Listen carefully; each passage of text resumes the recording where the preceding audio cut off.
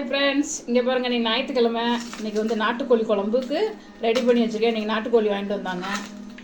இங்கே பாருங்கள், இது 1.5 கிலோ நாட்டுக்கோழி. அது தேவையானதெல்லாம் எடுத்து வச்சுருக்கேன். தண்ணியாக வைக்க போகிறேன் குழம்ப. நான் செய்கிறதையும் காட்டுறேன், வாங்க பார்க்கலாம்.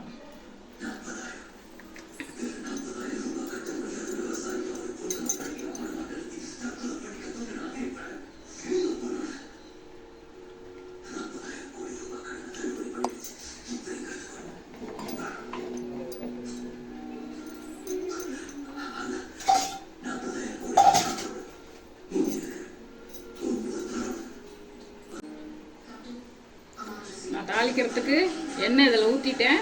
இதை தாளிக்கிறதுக்கு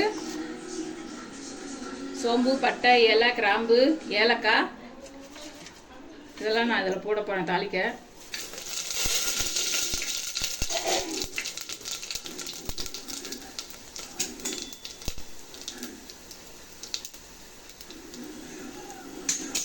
அப்புறம் சின்ன வெங்காயம் போட போகிறேன்.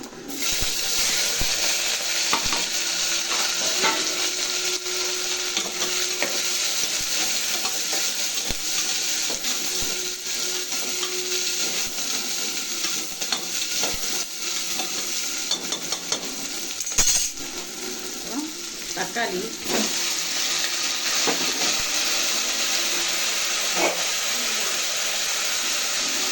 சீக்கிரம் வதங்கிறதுக்காண்டி 2 கல் உப்பு.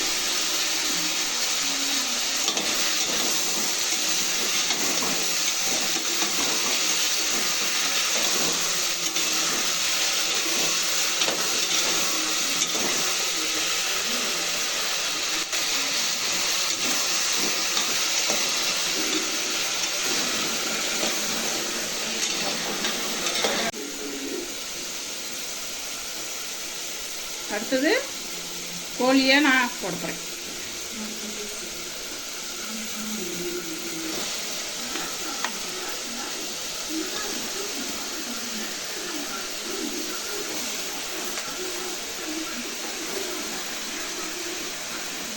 மஞ்சள் உள்ளேந்து இவ்வளோ மஞ்சளை முட்டை உடஞ்சி போச்சு.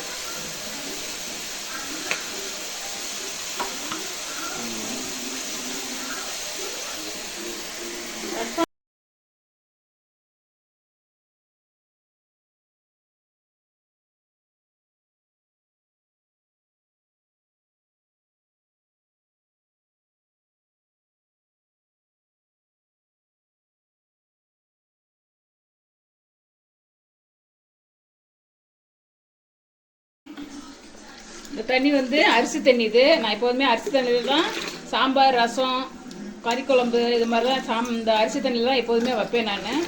இந்த தண்ணியை இந்த சிக்கன்லாம் ஊற்றிக்கலாம்.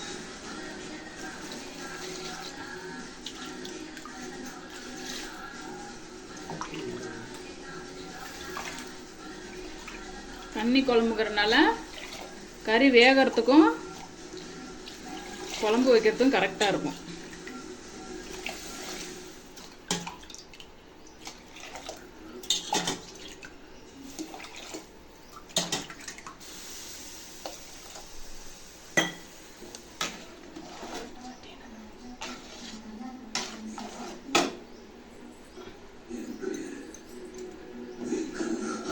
குக்கர் கொஞ்சம் சின்னதாக இருந்ததுனால நான் பாத்திரத்துக்கு மாற்றிட்டேன். அலுமினிய பாத்திரத்துக்கு, குழம்பு பாத்திரத்துக்கு மாற்றிட்டேன்.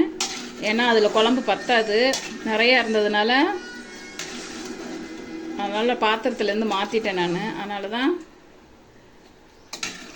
தண்ணிலாம் ஊற்றுனா அதிகமாக போயிடும், வலியே இருக்கிறதுனால நான் பாத்திரத்துக்கு மாற்றிட்டேன். இது நல்லா கறி வேகணும். வெந்ததுக்கப்புறம் மசாலா பொடியெல்லாம், காரப்பொடியெல்லாம் எப்படி போடலான்னு காட்டுறேன்.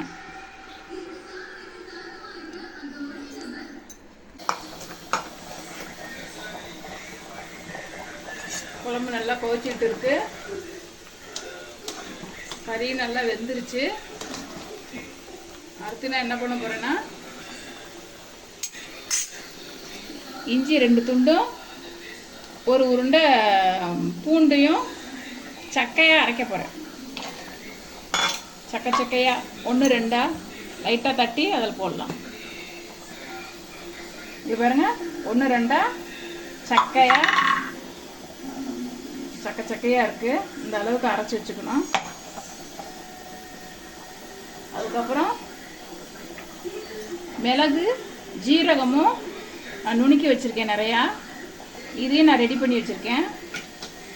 அதுக்கு முன்னாடி நம்ம மல்லித்தூள் மிளகாய் பொடி இதெல்லாம் போட்டுக்கலாம். அடுத்து நான் என்ன பண்ணேன்னா கரம் மசாலா போடுறேன்.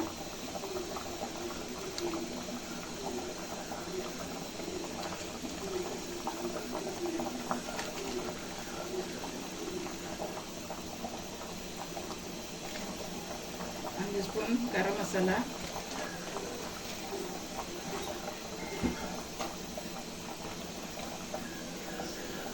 ஒரு ஸ்பூன் மிளகாய் பொடி. ஏன்னா காரமாக இருக்கும். ஏன்னா மிளகெல்லாம் போடுறதுனால இன்னும் அதிகமாக இருக்கும் காரம். அடுத்து மிளகு போடுறேன். அப்புறம் பூண்டு 1-2 அரைச்சி வச்சுக்கிறத அதில் போட போகிறேன்.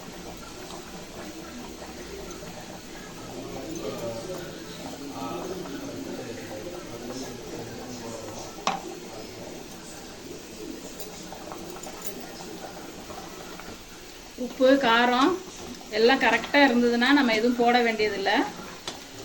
உங்களுக்கு தேவையான அளவான காரம் இதெல்லாம் போட்டுக்குங்க. ஏன்னா நான் மிளகெல்லாம் போட்டிருக்கேன், காரம் சரமாக செஞ்சுருக்கேன். அதனால் உங்களுக்கு எப்படின்றத பார்த்துக்குங்க.